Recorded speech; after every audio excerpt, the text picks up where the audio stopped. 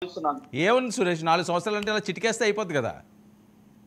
అదే అందుకనే అలా అయిపోద్దని వీళ్ళు ప్రత్యేకంగా ఏర్పాటు చేసుకున్నటువంటి ఈ రెడ్ బుక్ రాజ్యాంగం ఏదైతే ఉందో దాన్ని త్వరితగతిన అమలు చేసుకొని వీళ్ళ యొక్క మానసిక ఆనందాన్ని, ఆత్మ సంతృప్తిని పొందడానికి, ఇంకా ప్రతిపక్ష పార్టీల నాయకుల్ని బెదిరించడానికి, భయపెట్టడానికి, ఇదే ఇంకా ఎవరైనా భవిష్యత్తులో ప్రశ్నిస్తే ఇలా ఉంటది, ప్రజల తరఫున పోరాడాలంటే కూడా ముందుకు రాకూడదు, ఈ రకమైనటువంటి ఒక రకమైనటువంటి భావంతోనే వీళ్ళు ముందుకు వెళ్తున్నారు తప్ప దీంట్లో మరొకటి పెద్దగా ఆలోచించాల్సినటువంటి విషయం అయితే ఇవన్నీ కూడా ఊహించినదే.